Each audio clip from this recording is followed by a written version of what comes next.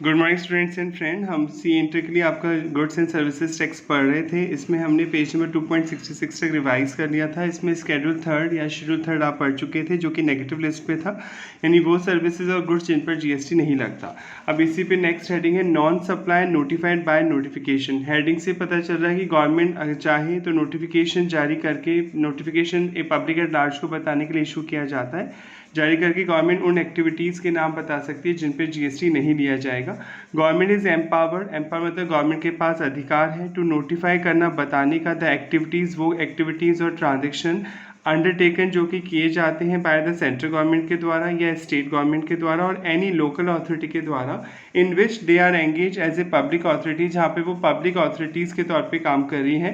As the activity और transaction which shall be treated, जिन्हें माना जाएगा neither as a supply of goods, ना तो वो गुड्स की सप्लाई माना जाएगा, नॉट सप्लाई ऑफ सर्विसेज, ना ही वो सर्विसेज की सप्लाई माना जाएगा। यानी ना तो वो गुड्स माना जाएगा और ना ही सर्विसेज की सप्लाई माना जाएगा, तो ऑब्वियसली उस पर जीएसटी चार्ज नहीं होगा। Till now following activities transaction have been notified under set clause. Government ने ये ट्रांजेक्शन नोटिफाई कर रखे हैं, अगर आप ये सर्विसेज देते हैं तो आपको नहीं देना होगा GST. Activity in relation to panchayat municipality function, panchayat जो गांव में होती है, म्यूनसिपैलिटी जो शहरों में होती है, वो बहुत सारी सर्विसेज देती है आपको, ठीक है, साफ सफाई एक्सेट्रा, तो उन पर नहीं लगेगा किसी तरह का GST. Services by way of any activity करते हैं in relation to a function, जो कि काम दिया गया है, इंटरेस्टेड सौंपा गया है टू अ पंचायत को under article 243G of the constitution, और टू अ म्यूनसिपैलिटी को दिया गया under article 243W of the constitution, are treated, उसे माना जाएगा neither as a supply of goods not supply of services. Grant of alcohol liquor license, आपने पढ़ा था कि शराब पर जीएसटी नहीं लगता। अगर आप शराब बनाते हैं और बेचते हैं ह्यूमन कंजम्पशन के लिए, मानव उपयोग के लिए, तो उस पर कोई जीएसटी चार्ज नहीं होगा। अब क्वेश्चन होता है जब शराब बेचनी है तो लाइसेंस लेना पड़ता है गवर्नमेंट से, राइट? आपको लाइसेंस लेना होगा, बिना लाइसेंस के आप नहीं बेच सकते हैं शराब। तो क्वेश्चन होता है कि जो हम लाइसेंस ले रहे हैं गवर्नमेंट से, क्या उस पर भी जीएसटी लगेगा? तो गवर्नमेंट ने मना कर दिया, नहीं, लाइसेंस पर नहीं लगेगा जीएसटी, क्योंकि पेमेंट करना होता है, पैसा लेके देती है गवर्नमेंट लाइसेंस, उस पर जीएसटी नहीं लगेगा उस अमाउंट पर। Services by way of grant, आपको दिया जा रहा है alcohol legal license by the state government के द्वारा, are treated neither supply of goods, ना तो उसे सब गुड्स की सप्लाई माना जाएगा, नॉट सप्लाई ऑफ सर्विस, ना वो सर्विस की सप्लाई माना जाएगा। Such licence granted against consideration in the form of licence fee, आपको लाइसेंस दिया जाता है जब आप लाइसेंस फी देते हैं, एप्लीकेशन फी देते हैं, और what ever name it is called, यानी जो लाइसेंस अलॉट होता है उस पर नहीं लगेगा किसी भी तरह का जीएसटी।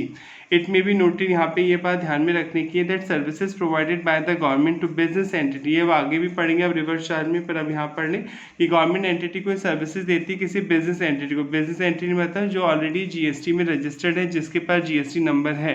जैसे माइंस वगैरह देती है गवर्नमेंट, आपको माइंस लेनी है, या गवर्नमेंट आपको लाइसेंस देती है इंडिया में टेलीकम्युनिकेशन सर्विसेज के लिए, जैसे एयरटेल हो गया, जियो हो गया, तो ये गवर्नमेंट से लाइसेंस लेके आपको टेलीकम्युनिकेशन सर्विसेज दे रहे हैं, तो वहाँ पे रिवर्स चार्ज लगता है। अभी आप पढ़ेंगे रिवर्स चार्ज वाला टॉपिक भी आगे आएगा। रिवर्स चार्ज मतलब वो केसेस जहाँ पर रिसीवर यानी बायर को देना होता है जीएसटी सप्लायर के बिहाफ पर, उन केसेस को आप रिवर्स चार्ज बोलते हैं, वो यहाँ पे लिखा हुआ है। वैसे आप डिटेल में भी आगे रिवाइज करेंगे। That services provided by the government दे रही है to business entities including by way of grant of privileges दे रही है, कोई फ़ायदा पहुंचा रही है, लाइसेंस दे रही है, माइनिंग राइट्स दे रही है, नेचुरल रिसोर्स है, पेट्रोल वगैरह निकालने का राइट दे रही है, सच एज स्पेक्ट्रम दे रही है, ठीक है, etcetera. Against payment of concession के बदले वो आपसे पैसे चार्ज कर रही है, इन फॉर्म ऑफ फी ले रही है या royalty etcetera. Taxable under GST, ये जीएसटी के दायरे में आएगा। Taxes required to be paid by business entity, यहाँ पे रिवर्स चार्ज लगेगा, यानी सप्लायर के भी यहाँ पर बायर को ही देना होगा GST on such services under reverse charge. Non supplies clarified bye way of circular, heading से पता चला नॉन सप्लाई, यानी इनको नॉन सप्लाई माना गया है, और जब नॉन सप्लाई माना जा रहा है तो ऑब्वियसली इस पर जीएसटी चार्ज नहीं होगा इन एक्टिविटीज़ पर। CBIC central board of indirect taxes and custom has clarified that following activities और ट्रांजेक्शंस आर नॉन सप्लाईज, इन्हें नॉन सप्लाईज माना जाता है।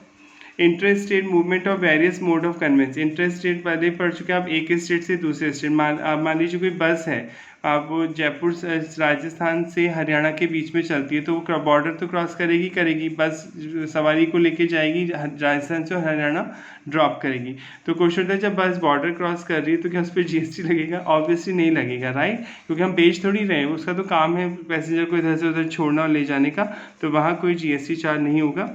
इंटरेस्टेड मूवमेंट हो रहा है वेरियस मोड ऑफ कन्वेंस का between distinct person including distinct person आप समझते हैं आपका ही दूसरे स्टेट में कोई बिजनेस है या ब्रांच है जो जिसके पास सेपरेट जीएसटी नंबर है, तो जीएसटी के पॉइंट ऑफ व्यू से उसे डिफरेंट माना जाता है। कोई ट्रेन के थ्रू ले जा रहे हैं आप, कोई बस जा रही है, कोई ट्रक जा रहा है, कोई टैंकर है, कोई ट्रेलर है, कोई वेसल है, कोई कंटेनर है, एयरक्राफ्ट है, कैरिंग गुड्स और पैसेंजर और बहुत, या तो गुड्स लेके जा रहे हैं या पैसेंजर या दोनों लेके जा रहे हैं, और फॉर रिपेयर एंड मेंटेनेंस या रिपेयर मेंटेनेंस के लिए आप लेके जा रहे हैं। ठीक है, तो इन केसेस में हम अपने ही जो ऑफिस है, अपनी ही ब्रांच है, उसको लेके जा रहे हैं, तो यहाँ पे कोई जीएसटी चार्ज नहीं होगा, क्योंकि हम बेच नहीं रहे ना, वो बस परमानेंटली थोड़ी उसे दे रहे हैं, वो तो ट्रांसपोर्ट के तौर पे आप या कोई एयरक्राफ्ट लेके जा रहे हैं, ट्रांसपोर्ट या पैसेंजर के तौर पे काम में लिया जा रहा है। एक्सेप्ट इन केस पर यहाँ देखिए एक्सेप्ट लिखा हुआ है, except in case where such movement is further supply, पर अगर बेचने के लिए लेके जा रहे हैं आप ये चीज़ें, फर्दर सप्लाई यानी बस को बेचना है, ट्रक को बेचना है, of the same conveyance shall be treated neither as supply of goods और supply of service therefore not liable to IGST. यहाँ पे कोई आईजीएसटी लगेगा, बस एक्सेप्ट लिख दिया, एक्सेप्ट मतलब वहाँ जरूर लगेगा जहाँ आप ये बेचने के लेके जा रहे हैं। मान लीजिए आप मारुति वाले हैं, आपका मारुति की मैन्युफैक्चरिंग प्लांट आपका है मान लीजिए राजस्थान में नीमराना में, ठीक है, और आप अब कार बन गई मारुति की, आप वो बेचने के लिए दिल्ली जा रही है अपनी ब्रांच में, तो यहाँ तो लगेगा ना जीएसटी, क्योंकि फर्दर सप्लाई करेंगे आप उस कार को, बेचेंगे किसी को। पर अगर आप बेचेंगे नहीं, केवल आप लोगों को इधर से उधर लेके जा रहे हैं, अपने पैसेंजर को इधर से उधर लेके जा रहे हैं, गुड्स को इधर से उधर लेके जा रहे हैं, या रिपेयर मेंटेनेंस के लिए लेके जा रहे हैं अपना कोई गुड्स, और वो वापस आ जाएगा लौट के आपके पास वो व्हीकल कंटेनर, तो उस पर कोई जीएसटी नहीं लगेगा। However, applicable CGST, SGST, IGST जरूर लगेगा as the case may be level of repair and maintenance done for such conveyance। अगर कोई रिपेयर मेंटेनेंस आप कराते हैं तो पैसे चार्ज करते हैं सामने वाला। जैसे मान लीजिए आपकी बस है, वो ख़राब हो गई रास्ते में, आपने रिपेयर करवाई, तो जो रिपेयर करने वाले ने आपसे पैसे चार्ज किए तो उस पर ज़रूर वो जीएसटी देगा। तो अब इसमें आप इस टॉपिक में क्या पढ़ा आपने, अगर इंटरेस्टेड मूवमेंट होता है किसी कन्वेंस का, जो आप अपनी ही ब्रांच को भेज रहे हैं, अपनी ही दूसरे ऑफिस को भेज रहे हैं जो दूसरे स्टेट में रजिस्टर्ड है, और चाहे आप गुड्स ले जा रहे हैं, चाहे पैसेंजर ले जा रहे हैं, चाहे रिपेयर मेंटेनेंस कर रहे हैं, पर आप उसे फर्दर सप्लाई नहीं कर रहे, आप परमानेंट नहीं बेच रहे हैं उस कन्वेंस को, तो वहाँ जीएसटी नहीं लगेगा, क्योंकि वो आप अपने लिए लेके जा रहे हैं, राइट। पर अगर आप कोई रिपेयर कराते हैं किसी थर्ड पर्सन से और वो आपसे रिपेयर अमाउंट चार्ज करता है, तो वहाँ पे जीएसटी ज़रूर चार्ज किया जाएगा। सेम ये भी वही टॉपिक है, इंटरेस्टेड मूवमेंट ऑफ रिक्स, कोई रिक्स लेके जा रहे हैं, टूल्स, कोई औजार, spare and all goods on wheels पे लेके जा रहे हैं, ठीक है। जो मूवमेंट हो रहा है गुड्स का एक स्टेट से दूसरे स्टेट में, आप अपने ही गुड्स को लेके जा रहे हैं, राइट, तो वहाँ पे भी जीएसटी नहीं लगेगा। Above circular shall mutatis mutandis मतलब इक्वली अप्लाई होगा interested movement of rigs, tools and spare all goods on wheel like crane. वही सेम, अगर आप फर्दर नहीं बेच रहे हैं उनको, अपनी ही किसी ब्रांच पे लेके जा रहे हैं, except in case where movement of such goods is for further supply of the same goods, अगर आप आगे बेचेंगे तो जरूर जीएसटी लगेगा। Such interested movement shall be treated neither as supply of goods और सप्लाई ऑफ सर्विसेज, नहीं माना जाएगा, एंड कॉन्सिक्वेंटली परिणाम स्वरूप no IGST would be applicable, कोई जीएसटी यहाँ पे चार्ज नहीं होगा on such goods, in such goods पे मूवमेंट पे। In this context it is also reiterated that applicable CGST SGST जो लगेगा अगर कोई रिपेयर मेंटेनेंस करवाई जाती है तो, right. Which of the following activity are consider neither supply of goods not supply of service, कोई बताइए कौन सी एक्टिविटी गुड्स और सर्विसेज नहीं मानी जाएगी। आप पढ़ चुके हैं जहाँ पे एम्प्लॉय और एम्प्लॉय का रिलेशन होता है, वहाँ पे गुड्स जो जीएसटी है चार्ज नहीं किया जाता है। हाँ, इन पे लगेगा, जैसे इंटरस्टेट मूवमेंट हो रहा है ट्रक का between district person, repair maintenance, भले आप रिपेयर में देखिए इंटरस्टेट मूवमेंट हो रहा है ट्रक का, तो अभी आपने पढ़ा था कि कोई ट्रक का, ट्रेन का, एयरक्राफ्ट का इंटरस्टेट मूवमेंट हो रहा है डिस्टिंक्ट पर्सन के बीच में। डिस्टिंक्ट पर्सन आप कई बार पढ़ चुके हैं, किसी दूसरे स्टेट में, यूनियन टेरिटरी में आपकी ही ब्रांच है, आपका ही ऑफिस है, क्योंकि जीएसटी में सेपरेट रजिस्ट्रेशन का कॉन्सेप्ट है, इससे उसे डिस्टिंक्ट पर्सन बोला जाएगा, तो आप उसको भी देंगे या उससे लेंगे तो जीएसटी लगेगा। पर इंटरस्टेट मूवमेंट होता है ट्रक का, बस का, टैंकर का, ट्रेलर का, अपनी ही ब्रांच को आप दे रहे हैं, अपनी ऑफिस को दे रहे हैं, तो कोई जीएसटी चार्ज नहीं होगा। हाँ, अगर रिपेयर मेंटेनेंस कर रहा है और फिर तो वहाँ पर जीएसटी चार्ज जरूर किया जाएगा। इसी तरह गवर्नमेंट कोई माइनिंग राइट देती है, आपने पढ़ा था किसी बिजनेस एंटिटी को, तो वहाँ पे जीएसटी लगेगा, ऑल्दो रिवर्स चार्ज लगेगा, गवर्नमेंट नहीं देगी जीएसटी, सप्लायर नहीं देगा, रिसिपिएंट यानी बायर को ही देना होगा जीएसटी। और लॉटरी, बैटिंग, गैम्बलिंग और ऑनलाइन जो गेमिंग होती है उस पर जीएसटी, ऑनलाइन गेम जो होते हैं उसमें जीएसटी लगता है, वो एक्शनेबल क्लेम जीएसटी के दायरे में आते हैं, lottery, betting, gambling and online game. Next heading, supply leviable to GST. Heading से पता चल रहा है कि सप्लाई पर जो है जीएसटी सप्लाई पे लगता है, सप्लाई गुड्स की भी हो सकती है, सप्लाई सर्विसेज की हो सकती है एज पर सेक्शन 7, तो उसमें कौन सी बेसिक कंडीशन पूरी होने पे आपको जीएसटी देना होगा, हेडिंग से पता चल रहा है। Supply bye a taxable person, GST तभी देना होगा जब आप टैक्सेबल पर्सन हो। टैक्सेबल पर्सन आप पढ़ चुके हैं, जिसके पास जीएसटी नंबर होता है, जो जीएसटी में रजिस्टर्ड होता है, वही तो देगा जीएसटी। अगर मान लीजिए आपके पास जीएसटी नंबर नहीं है, क्योंकि आपकी जो लिमिट है, आपने पढ़ा था गुड्स के केस में 40 लाख है, और कुछ जो स्पेशल स्टेट है वहाँ आपके 20 लाख और 10 लाख की लिमिट है। अगर उस लिमिट से ज़्यादा होती है सप्लाई की वैल्यू, तभी आपको जीएसटी नंबर लेना होता है। पर आपकी लिमिट क्रॉस नहीं हुई तो आपके पास जीएसटी नंबर है ही नहीं, तो आप जीएसटी नहीं भी देंगे, राइट। तो जीएसटी वही देगा जो टैक्सेबल पर्सन होगा, यानी जिसके पास जीएसटी नंबर होगा। और supply to attract GST should be made by a taxable person के द्वारा की जानी चाहिए, पहली condition.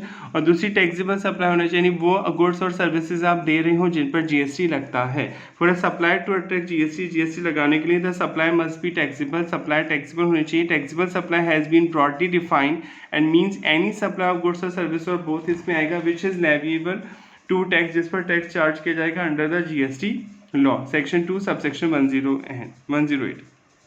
On the other hand, दूसरी तरफ एग्जेम्प्ट सप्लाई आप पढ़ चुके हैं। एग्जेम्प्ट सप्लाई मतलब कुछ गुड्स और सर्विसेज को गवर्नमेंट पब्लिक इंटरेस्ट में माफ़ कर देती है, यानी एग्जेम्प्ट गुड्स और सर्विसेज होते तो टैक्सेबल ही हैं, पर उन्हें गवर्नमेंट नोटिफिकेशन निकालकर जनता के हित में माफ़ कर देती है।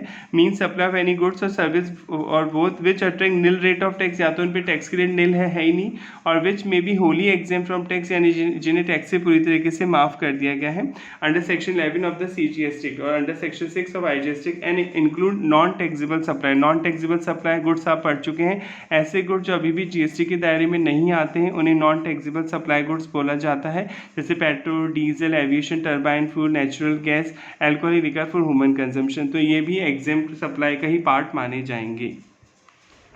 नेक्स्ट हेडिंग है composite and mix supply, section 8। Heading से पता चल रहा है कंपोजिट और मिक्स का मतलब होता है कुछ चीज़ों को कॉम्बिनेशन बना के आप सप्लाई करते हैं, तो उन्हें कंपोजिट या मिक्स सप्लाई बोलते हैं। अब कैसे पता चलेगा वो कंपोजिट है या मिक्स सप्लाई? जैसे कैडबरी का एक सेलिब्रेशन का एक पैकेट आता है, आपने देखा होगा मार्केट में, इसमें डिफरेंट चॉकलेट्स होती हैं, यानी 5 स्टार भी होती है, उसमें सिल्क चॉकलेट भी होगी, किटकैट भी होगी, और 2-3 चॉकलेट्स का कॉम्बिनेशन बना के आप बेचती है कैडबरी कंपनी।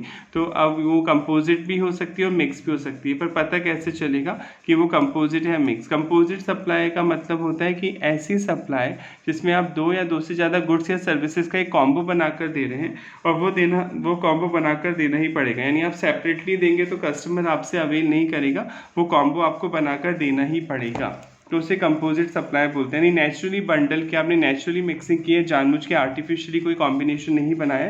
जैसे टीवी के साथ रिमोट तो देना ही पड़ेगा, राइट? अगर कोई नया टीवी आप खरीदने जा रहे हैं किसी शोरूम पे, और टीवी की वैल्यू सपोज 1 लाख है, वैसे अलग अलग नहीं बताया जाता है, हाँ सम एग्जाम्पल के दे रहे हैं, और रिमोट की वैल्यू है 10,000, तो टीवी की टोटल वैल्यू आप 1,10,000 पे करेंगे, तो रिमोट तो साथ में दिया ही जाएगा नई टीवी के साथ। ये तो ऑब्वियसली बात है ना, ऐसे थोड़ी कि रिमोट हम कहीं और से खरीदेंगे, यानी टीवी के साथ आप न्यू टीवी कोई खरीद रहा है तो आपको रिमोट देना ही पड़ेगा, अदरवाइज कस्टमर आपका टीवी लेने से मना कर देगा। तो ये आपने जो कॉम्बिनेशन बनाया है 2 गुड्स का, ये नेचुरली बंडल है, आपको करना ही पड़ेगा ऐसा, अदरवाइज कस्टमर आपसे नहीं लेगा वो चीज़, तो इसे बोलते हैं कंपोजिट सप्लाई। ऐसी सप्लाई जिसमें 2 या 2 से ज़्यादा गुड्स या सर्विसेज का कॉम्बो बना के आप देते हैं, और वो कॉम्बो नेचुरली है, वो आपको ऐसा करना ही पड़ेगा, आपने जानबूझ के कॉम्बो नहीं बनाया है, तो ऐसी सप्लाई को कंपोजिट सप्लाई बोला जाता है। अब रिमोट अलग से भी बिकते हैं मार्केट में, राइट? मान लीजिए रिमोट पे जीएसटी की रेट 10% है और टीवी पे जीएसटी की रेट है 20%। अब क्वेश्चन उठता है, सर यहाँ तो 2 का कॉम्बो बना के बेचा जा रहा है, अब कौन सी रेट से लगेगा जीएसटी?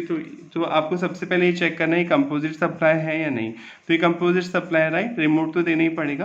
तो फिर जीएसटी वाले ने बोला कि जो मेन सप्लाई है जिस पे दूसरी चीज़ डिपेंड करती है, तो जो मेन सप्लाई है यानी प्रिंसिपल सप्लाई है, उस पर जो जीएसटी की रेट है उसी रेट से आपको जीएसटी देना है। तो मेन चीज़ क्या है इसमें? आप रिमोट लेने गए थे क्या शॉप पे? नहीं सर, हम तो टीवी लेने गए थे। तो मेन कंपोनेंट क्या है सप्लाई में? टीवी। यानी principal supply, main supply TV है, तो टीवी पे जीएसटी की रेट क्या है? 20%। उसी रेट से पूरी वैल्यू पे 20% जीएसटी लग जाएगा। भले ही दूसरे प्रोडक्ट पे जीएसटी की रेट कम हो या ज़्यादा, इससे मतलब नहीं है। जो मेन सप्लाई है, जो प्रिंसिपल सप्लाई है, जिस पर जीएसटी की उस पर जो जीएसटी की रेट है उसी रेट से पूरी वैल्यू पे देना होगा आपको जीएसटी, तो इसे बोलते हैं कंपोजिट सप्लाई, राइट? अब बात करते हैं मिक्स सप्लाई। मिक्स सप्लाई तो समझ में आ गया होगा, आपने जानबूझ के कॉम्बिनेशन बनाया है। जैसे मान लीजिए मार्केट में आप पेन बेच रहे हैं प्लस आपने पेंसिल भी एक कॉम्बो बना दिया, यानी पेन लोगे तो पेंसिल भी लेनी पड़ेगी। पेन 10 रुपये का है, पेंसिल 5 रुपये की, आपने कॉम्बो बना दिया और आप इसे ₹12 में बेच रहे हो। आता है मार्केट में पेन पेंसिल दोनों का एक कॉम्बो है, तो ऐसा ज़रूरी है कि पेन खरीदना है तो पेंसिल भी खरीदनी पड़ेगी? नहीं सर, ऐसा कहीं ज़रूरी नहीं लिखा। पर आपने जानबूझ के एक आर्टिफिशियल कॉम्बो बनाया है, जानबूझ के 2 या 2 से ज़्यादा गुड्स या सर्विसेज को मिक्स किया है। ये अलग अलग भी बिकते हैं और आपने जानबूझ के कस्टमर के लिए कॉम्बो क्रिएट किया। मान लेते हैं पेन पर जीएसटी की रेट 7% है और पेंसिल पर जीएसटी की रेट है 5%। तो जीएसटी वालों ने बोला अगर आप जानबूझ के कॉम्बो बनाते हैं, जो ऐसा करना ज़रूरी नहीं था, तो हाईएस्ट रेट से लग जाएगा फिर जीएसटी। यानी जिस भी प्रोडक्ट पर जो कॉम्बो आपने बनाया है, जिस भी प्रोडक्ट या सर्विस पे जो रेट ज़्यादा होगी, सबसे उसी रेट से पूरी वैल्यू पे जीएसटी देना होगा। तो पेन पे 7%, तो पूरी वैल्यू पे 7% से जीएसटी लग जाएगा। तो वापस रिवाइज कर लेते हैं। कंपोजिट सप्लाई एक ऐसी सप्लाई होती है जिसमें दोनों का मीनिंग तो सेम ही है कि कंपोजिट मिक्स ऐसी सप्लाई जिसमें 2 या 2 से ज़्यादा गुड्स या सर्विसेज का एक कॉम्बो बनाकर आप कस्टमर को दे रहे हैं, उसे कंपोजिट या मिक्स सप्लाई बोलते हैं। अब क्वेश्चन उठता है कि पहचानेंगे कैसे कि वो कंपोजिट है मिक्स? कंपोजिट में नेचुरली बंडल है, आपने जानबूझ के वो कॉम्बो नहीं बनाया है, वो देना ही पड़ेगा। टीवी के साथ रिमोट देना ही पड़ेगा, अदरवाइज कस्टमर नहीं लेगा। एसी के साथ रिमोट देना ही पड़ेगा एटसेट्रा। तो ऐसी सप्लाई को कंपोजिट सप्लाई बोलेंगे। और इसमें जो मेन प्रोडक्ट होगा जिस पर दूसरी सप्लाई डिपेंड पर करती है, जो मेन प्रोडक्ट पे जो रेट होगी उसी रेट से पूरी वैल्यू पे जीएसटी चार्ज किया जाएगा। जबकि मिक्स सप्लाई में आपने पढ़ा कि मिक्स सप्लाई में आर्टिफिशियली बंडल होता है, जानबूझ के कॉम्बिनेशन बनाया गया है, जबकि अलग अलग भी बिक सकती हैं वो चीज़ें, पर आपने कुछ गुड्स या सर्विसेज का कॉम्बो बनाकर जानबूझ के कस्टमर को बेच रहे हैं। तो फिर जीएसटी वालों ने बोला कि जो हाईएस्ट रेट होगी जिस भी प्रोडक्ट या सर्विस पे, वो हाईएस्ट रेट से आपको जीएसटी देना होगा। अब हम पढ़ लेते हैं इसको। In order to determine whether the supplier composite supply है या mixed supply है, one need to determine whether the supplier naturally bundle। पहले आपको ये देखना होगा कि वो naturally bundle है, आपने ऐसा जानबूझ के तो नहीं किया, यानी naturally करना ही पड़ेगा। और not naturally bundle in ordinary course of business। composite supply means a supply made by a taxable person। दे रहा है taxable person से जिसके पास जीएसटी नंबर है वही तो देगा GST to a recipient buyer को। एंड comprises मतलब includes two or more taxable supply of goods और services का आपने कॉम्बो बनाया और both और any कॉम्बिनेशन दे रहा हो विच आर नेचुरली बंडल। आपने जानबूझ के ऐसा नहीं किया, ऐसा कॉम्बिनेशन बनाना ही पड़ेगा। And supply in conjunction with each other, और आप एक दूसरे के साथ में बेच रहे हैं वो चीज़ें in the ordinary course of business के दौरान। One of which is principal supply, पर उसमें एक मेन चीज़ होगी। जैसे एसी प्लस रिमोट खरीदे तो एसी मेन चीज़ हुई। Section 2 subsection 30। The element in composite supply depend on the principal supply, यानी मेन चीज़ प्रिंसिपल सप्लाई होती है, सारी चीज़ें प्रिंसिपल सप्लाई पर डिपेंड होती है, जो मेन पार्ट होता है उसका। Principal supply means the supply of goods और services which constitute the predominant element, मतलब मेन पार्ट होता है उस सप्लाई का of a composite supply, and to which any other supply forming part of composite supply is ancillary. बाकी चीज़ें ancillary मतलब extra होती है, जैसे टीवी मेन पार्ट हुआ, रिमोट एक्स्ट्रा हुआ। Section 2 subsection 19। How to determine whether the service are bundle in the ordinary course of business, कैसे पता चलेगा कि ये नेचुरली कॉम्बिनेशन है कि आर्टिफिशियल कॉम्बिनेशन है। Perception of the consumer service recipient, perception देखना पड़ेगा मार्केट का कि कंज्यूमर सर्विस रिसिपिएंट किस पॉइंट ऑफ व्यू से लेता है। टीवी के साथ रिमोट देना ही पड़ेगा, हर कंज्यूमर ये मांग के चलता है, राइट। तो मार्केट में कस्टमर क्या सोच के वो चीज़ खरीद रहा है वो देखना पड़ेगा आपको। जैसे mobile phone is always sold with battery अलग से थोड़ी लेनी पड़ती, मोबाइल के साथ बैटरी दी जाती है। Majority of service provider in a particular area of business provide similar bundle of service, और ज़्यादातर लोग जो उस तरह की सर्विस दे रहे हैं, गुड्स बेच रहे हैं, वो एक जैसा ही काम कर रहे हैं। मेजोरिटी है कि वो कॉम्बो बनाकर ही बेच रहे हैं। Bundle of service of catering on board and service of transport by air is a bundle offered by majority airlines. अब एयरलाइंस में जाते हैं तो एयरलाइंस में जो अगर आप बिजनेस क्लास का टिकट लेते हैं तो खाना मिलता ही मिलता है, सारी एयरलाइंस कंपनी ऐसा करती हैं, राइट। तो वहाँ जानबूझ के थोड़ी कॉम्बिनेशन बना रही है कि बिजनेस क्लास का टिकट लोगे तो उसमें खाना अपने आप इंक्लूड होता है। राजधानी शताब्दी का अगर फर्स्ट क्लास एसी का टिकट लेंगे तो खाना मिलेगा ही मिलेगा। तो ये जानबूझ के कॉम्बिनेशन नहीं बनाए गए, ये बंडल ऑफ सर्विस है जो सारे पर्टिकुलर बिजनेस में जो डील कर रहे हैं सप्लायर वो सब कर रहे हैं। The nature of various service in bundle of service will also help, आपको देखना पड़ेगा कि उस कौन सी जो बंडल बनाया अपने ग्रुप बनाया सर्विसेज का, उनमें कौन सी क्या क्या सर्विसेज आप दे रहे हैं। Other illustrated indicator not determinative but indicative, यानी जो ये एग्जांपल है ये फिक्स नहीं है, इंडिकेटिव है कि इनसे हेल्प मिलती है जानने में कि वो कंपोजिट सप्लाई है या मिक्स सप्लाई है। In the ordinary course of business there is a single price आप चार्ज कर रहे हैं और the customer pay the same amount no matter how much of package they actually receive और use, एक ही प्राइस वो पे कर रहा है भले ही उसमें कितने पैकेट्स हों। The elements are normally advertise as a package, आप जो एडवर्टाइजमेंट कर रहे हैं वो सिंगल के फॉर्म के तौर पे कर रहे हैं। टीवी जब बेचते हैं तो रिमोट की वैल्यू अलग से नहीं बताई जाती, राइट, वो एक पैकेज में इंक्लूड होता है। The different elements are not available separately, आपको अलग से नहीं मिलेगा। अगर आप नया टीवी ले जाए तो रिमोट लेना ही पड़ेगा। आप ऐसे नहीं कह सकते कि रिमोट की वैल्यू हटा दो, मैं कम पैसे दूंगा, नहीं, ऐसा नहीं होगा। The different elements are integral, integral मतलब मेन पार्ट होंगे to one overall supply. If one or more is remove, अगर एक को हटा दिया जाएगा, the nature of supply would be affected, तो इससे सप्लाई का नेचर अफेक्ट होगा। नो स्ट्रेट जैकेट फॉर्मूला, कोई स्ट्रेट फॉर्मूला नहीं है, डिपेंड करेगा केस टू केस, आपको अपना दिमाग लगाना होगा कि कंपोजिट सप्लाई है या मिक्स सप्लाई है। Can be laid down to determine whether a service is naturally bundled in the ordinary course of business. Each case has to be individually examine, हर केस को अलग देखा जाएगा। In the backdrop of several factors, some of which are outline above, जो आपको बताए गए हैं। How to determine the tax liability on compose supply, कैसे टैक्स कैसे बताएगा। आपको हमने पढ़ा था कि हाईएस्ट रेट जिस प्रोडक्ट या सर्विस पे होगी उस रेट से लगेगा। अ कंपोजिट सप्लाई कंप्राइजिंग मतलब इंक्लूडिंग ऑफ टू और मोर सप्लाई होती है, one of which is principal supply, जिसमें एक मेन प्रिंसिपल सप्लाई होती है। Shall be treated supply of such principal supply, ये माना जाएगा आप प्रिंसिपल गुड्स ही बेच रहे हैं, सर्विस दे रहे हैं। Accordingly the entire value of composite supply यानी main supply plus ancillary supply shall be clarified under the category of main supply माना जाएगा, and shall be tax at the GST rate applicable to the main supply, यानी जो main product या service पे जो rate है उसी rate से पूरी वैल्यू पे आपको देना होगा GST. Next mix supply, mix supply means two और more individual supply of goods और सर्विस और any combination there are made in conjunction with each other by a taxable person, वही सेम कि आपने एक या एक से ज़्यादा गुड्स या सर्विसेज का कॉम्बो बनाया है, पूरा सिंगल प्राइस आप एक प्राइस के बदले बेचे हुए, such supply does not constitute composite supply, वो कंपोजिट सप्लाई नहीं, यानी आपने नेचुरली नहीं करा है, जानबूझ के दो या दो से ज़्यादा चीज़ों को मिक्स किया है। The individual supply independent of each other and not a naturally bundle, आपने नेचुरली कॉम्बिनेशन ही बनाया, नहीं वो चीज़ें अलग अलग भी बिकती हैं पर आपने जानबूझ के कॉम्बिनेशन बनाया, जो चॉकलेट्स के साथ दूध लेना पड़ेगा, खाना भी लेना पड़ेगा एटसेट्रा।